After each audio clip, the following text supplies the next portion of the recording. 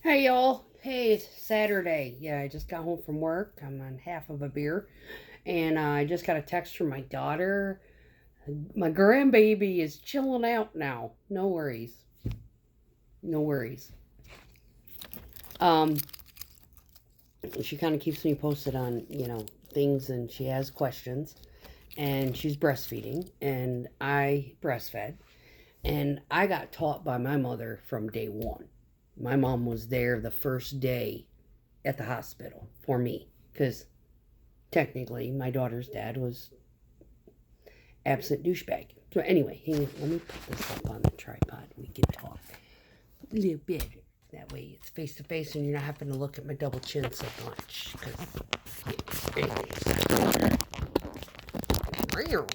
Anywho, let's get that set up. Yeah, I just thought about it. So give me a second. Okay, so I have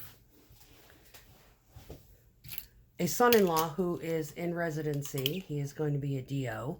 He is extremely brilliant, and he's very much an intellectual. And so is my daughter. And they're very calm, cool, collected people. And they have this new baby who is, she's taxing. And I think it is because they are nervous. They've got this new baby in their life. They've got a lot of stress. They've got, they're starting out. He earns less than me doing residency. That is sad. That is I can't even. He explained it all to me, and my heart breaks for these residents who have to anyway. So they got a new baby, and I went out at exactly a month. I was like, you get a month and I get to come meet that baby. Now, being a mom-in-law and a grandma, there are a lot of overbearing grandmas and mother-in-laws out there who just seem to think that they are experts at everything and that they have to be all the way up these kids' ass raising these children. Listen, children do not come with fucking instructions. Okay? There are some babies that want to eat, they want to be latched to the tit for the first month, and you can't get them off. And maybe it's because you're not producing enough, or they just FOMO. This baby was kind of half and half, right? And my poor intellectual son-in-law is trying to go by the manual. They get to sleep for 3 hours, every 3 hours. No, newborns, they want to eat 2 ounces every 2 hours until they're about 2 months old. Meanwhile, this is where you don't get any fucking sleep.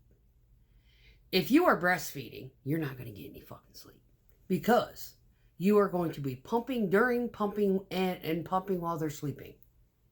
So, this is for the new moms. 1, your baby's fussy. You can't get the baby to calm down. You need to relax. The reason why your baby is fussy is because you are under a lot of tension and stress, and you're nervous that you're going to do something wrong. You can't do anything wrong as long as that baby is fed and that diaper is changed on a regular. Babies are going to fuss because they get gassy. Their digestive systems don't work correctly all the way yet. Sometimes you're just going to have to, let them cry. You're going to have to calm down. They can sense your tension. The second night that I was at my daughter's, this is Grandma Voodoo.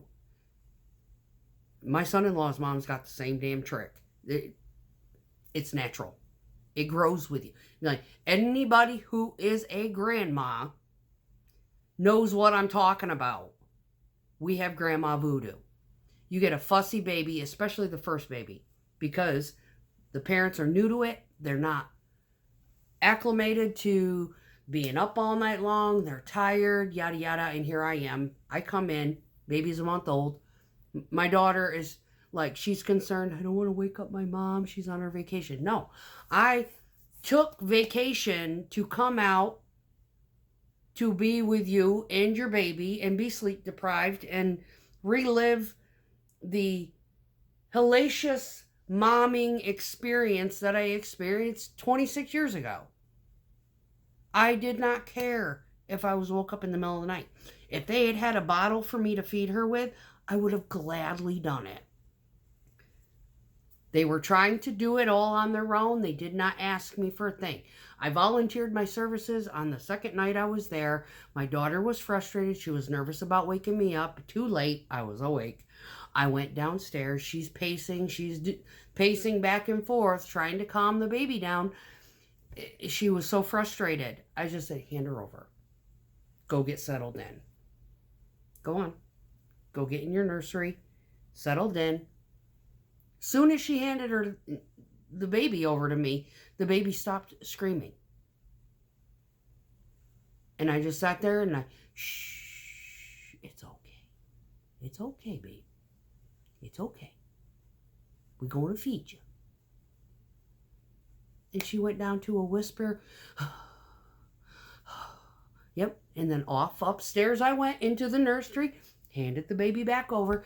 Babies cannot latch on and they cannot eat if they are hysterical because mommy is nervous.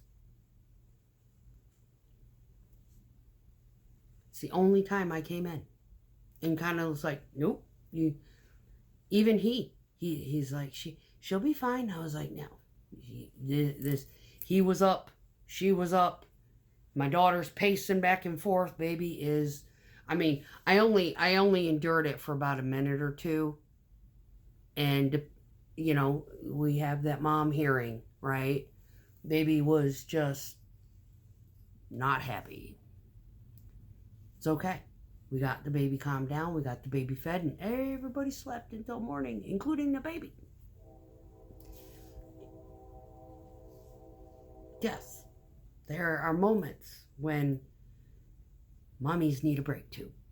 However, grandmas and overbearing mother-in-laws do not need to come into the picture and make the mommy feel incompetent. Grandmas and mother-in-laws are there to make the parenting a little easier. So clean, do laundry, go shopping, buy food, make breakfast, make dinner. Do what you got to do to help lighten the load. Hang out, gab. Let mom hold the baby. You don't need to be taking over for mommy. Mommy needs to be able to bond with her kid. Daddy needs to be able to bond with the kid.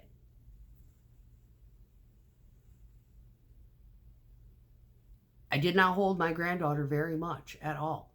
I was just there. Moral support and just enjoying the time off and spending time with them. That was why I was there. Cooked her breakfast. We did lunch with his parents. Did dinner with his parents. I went grocery shopping. Bought some stuff for the day-to-day because they have their own little diet and whatnot. Replenished. Bought some extra stuff for them. I could have stocked them up for a month if I needed, if she wanted me to. And then the day before I left, her and I went shopping. We went out. He took the baby. We got her milk supply up. She wasn't technically breastfeeding correctly. She was breastfeeding. She was doing the baby part right. But in between or even during, while you're breastfeeding, this is for the mommies out there, you got to pump. If you're going to breastfeed, you have to pump. You are not going to build up your milk supply in order to satiate this baby for any evolution of growth if you do not build up your milk supply. You have to pump. Babies only do about 2 ounces. Unless you're like my mother, who supplied enough, milk for 4 children. By the time I was born, I was the 4th kid. Yeah, it was pretty easy for her. My daughter's your first child. If you new moms, you want to breastfeed, you've got to pump in between. You've got to. And if you have extra, put it in the freezer.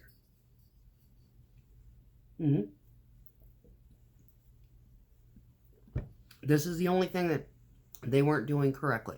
When I first got there, it was the first couple of days, and I was like, you're not pumping. Oh, well, I don't want to make too much. No, you want to make extra. Because they're going to go through a feeding frenzy, and you're not going to have enough. Usually happens around the second month. They're going to go from 2 ounces to 4 ounces, and they're going to eat every 3 hours, and you are not going to be making enough. You have to have something on reserve to accommodate that, or you are going to put yourself into a state of sleep deprivation where at night he could be bottle feeding while you could be sleeping, or pumping while he's bottle feeding. You get sleep, let it go. Get an hour in, pump for an hour. Take the stuff, transfer, put it in the freezer. By the time the baby wants to eat again, you will have built up, and then you can do it the conventional way. That is the way to breastfeed. If you are going to breastfeed, listen to me. Every 2 hours, and in between, after the baby gets done eating, wait about 20, 30 minutes and hit the pump. Get some activity going. Even if it's an ounce or 2, just get something going. In another hour, your body will start to acclimate, and it will start producing 2 ounces every hour. So that way, when the baby is time to feed, you'll get the 2 ounces, and then an hour later, you're going to go ahead and do it again and build up a reserve for at night when it's daddy's turn to feed, or when you are absent, if you have to go somewhere and it's going to be more than 3 hours or whatever, you have something in reserve that you can hand off to someone who is going to be watching your kid for a little bit. Or you have something in reserve so you can take it with you, and that way you ain't having to whip a tit out in the middle of the mall.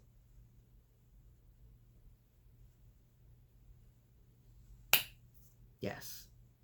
Breastfeeding 101.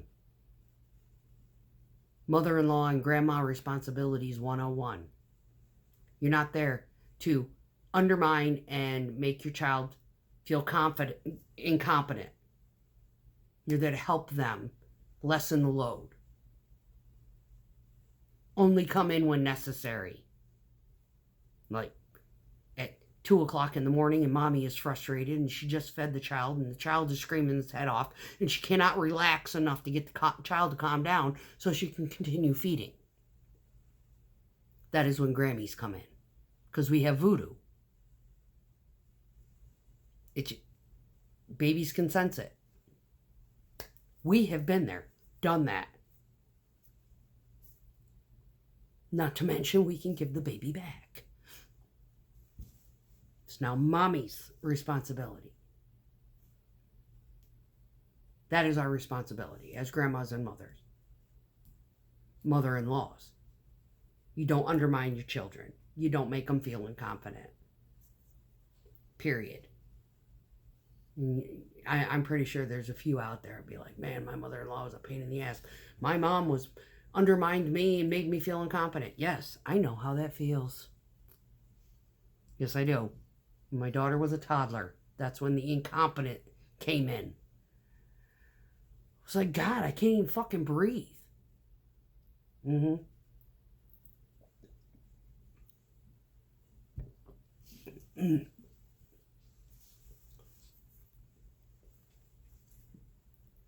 Breastfeeding is a learning experience. New parenting. All babies act different. Her next child may be chill as fuck. That next one may be laughing from outside the womb. Like from the time they come out the womb, they may be giggling and cooing. Easiest child she ever had will be the second one.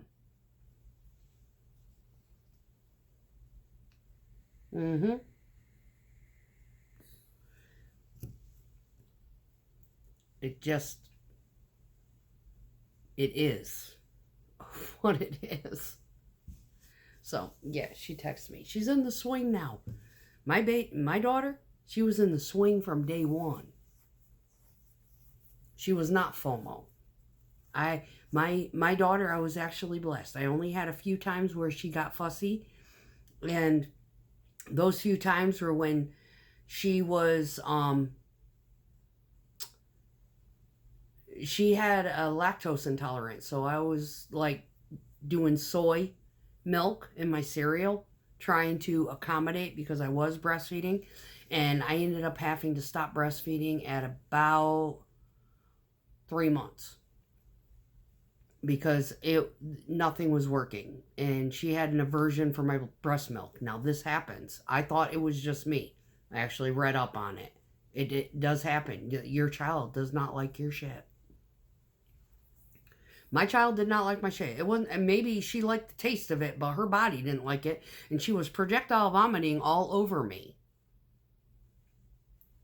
And consequently, if your kid is barfing up everything they ate, you gotta supplement it with something. So, we were trying formulas in between. She was inconsolable after she ate. We had to find a formula that would not upset her stomach. I finally found one, Nestle Soy. That's what I used. And it was actually cheaper than the other ones at that time. It was an off-brand. It was like the generic formula. She loved it. You do what you gotta do to keep your babies happy.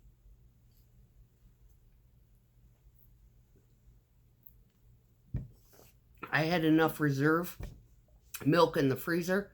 I could have supplied a Lalesh league. My mom was like, call a Lalesh. They'll come and take it. I said, if my own baby doesn't want my milk, I'm not going to volunteer it to somebody else's.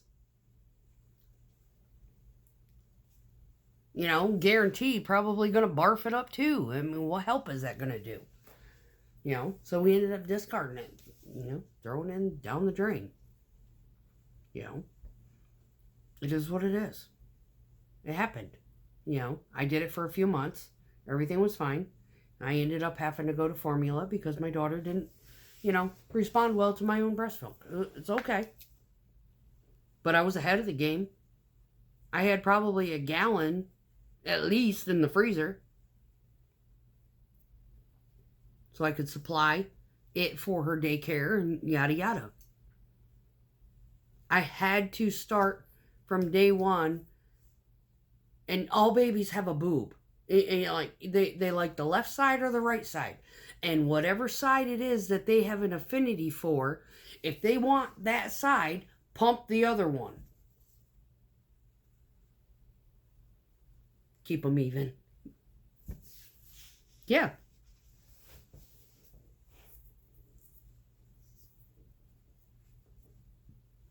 If you've got time in between, you're awake, baby's sleeping, you know, you're doing nothing, you're awake, you can't sleep.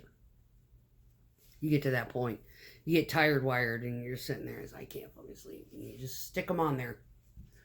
Pump it out.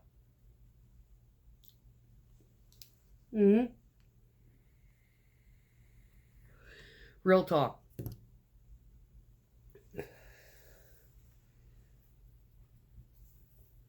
So yeah, baby was real fussy. It was Tuesday night. I got there on Sunday.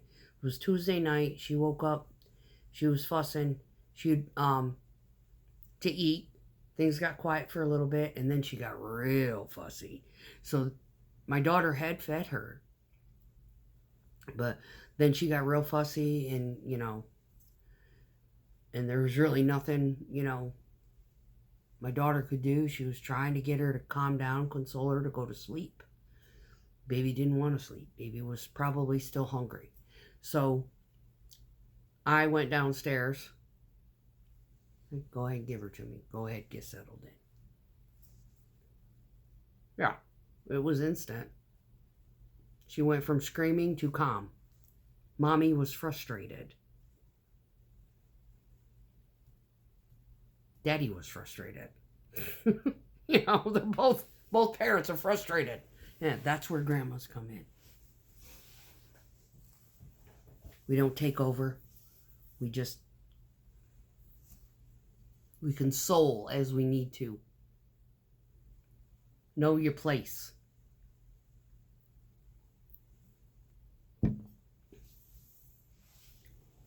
Don't be a grand monster.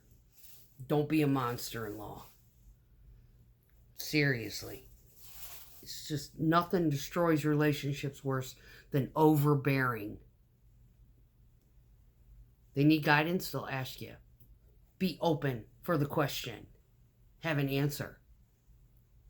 Or be at least humble enough to say, you know what, I have no idea. Do the best you can. I'm going to go research that for you. Do that for them. Research what you need to. Give me another one. Ugh. Yep. Today was, I had a good day. God, I love my job. I had such a good day. Yeah, he's sending me on the stuff that I love. Complex, gotta think, intricate, standing on my head doing fucking gymnastics like Mary Lou Retton, getting concrete on the ground with crews that I freaking like to work with. Yes. You want to make me happy? Send me to that shit. I would have gladly come in at 11 o'clock last night and done the turn and burn shit, but nope. Hey, I got, what was the first one? Oh, yeah, that one was fun. It was just sidewalks, and it's just kind of like for like a pickleball court type of thing in a park. And it's like these winding sidewalk things, and there's trees everywhere, and I had to kind of like back up and move with it. That was fun. And then, and the guy running it is really cool. He's like, yeah, we got another one for you. I was like, oh.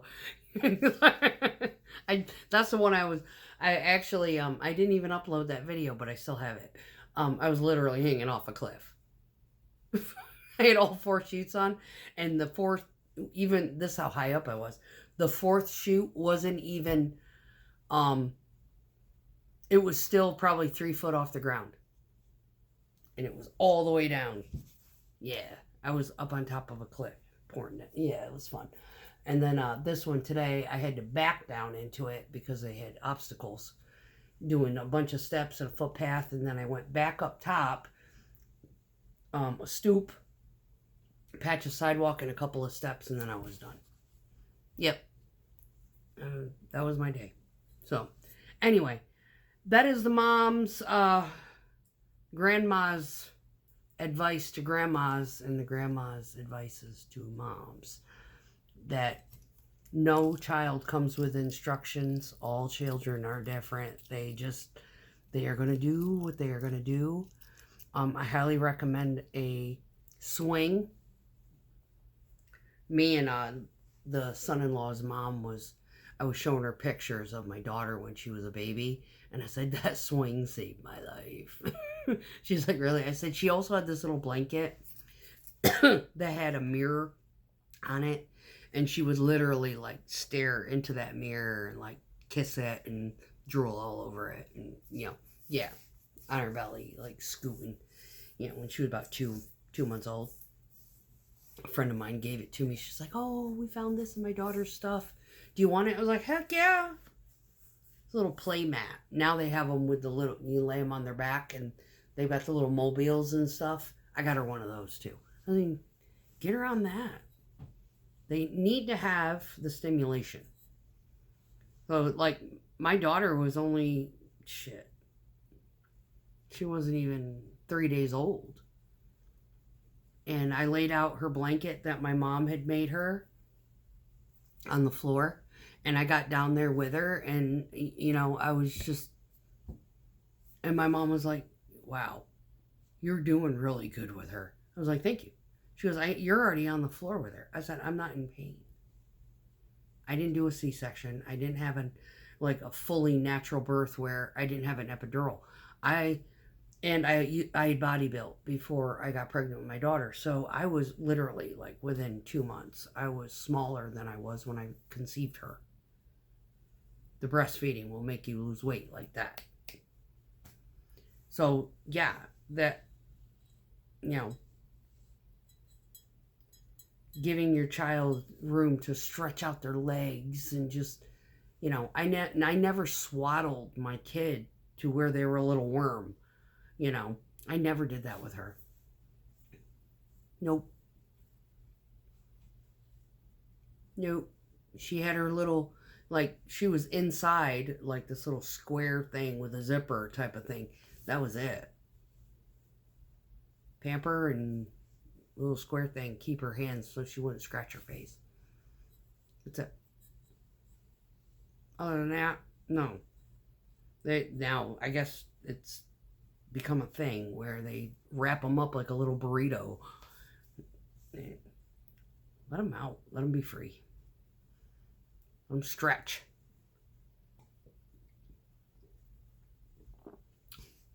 I know it's kind of soothing when they sleep, but for the most part, you know, if they're not sleeping, let them out. Let them be free. When they're eating, let them be free. You know, if you put them in their swing, let them be free. Let them kick and get their exercise on. Yeah, they ain't going nowhere. They're swinging. So, anyway, that's my mom advice for babies. Yeah, I know they got all these new shit. You know like that frequency bowl, the chime bowl. Yeah, she was getting her almost asked, go get the bowl. So it was a big joke. I'd seen a short where they'd gone in and went dong, and then the baby calmed down. Yeah, I got her one. It's like, fucking, it can't hurt. And it was actually pretty. It's really pretty. It's black and gold. Yeah. She's like, I really like the colors of it. That, you did good picking that, Mom. But yeah. She had made jokes about it. She goes, yeah, I can see myself now. The babies start acting up in the produce aisle, and there I am whipping out a bowl next to the lettuce. Dong! She had me rolling. She is so funny. So, anyway, yeah.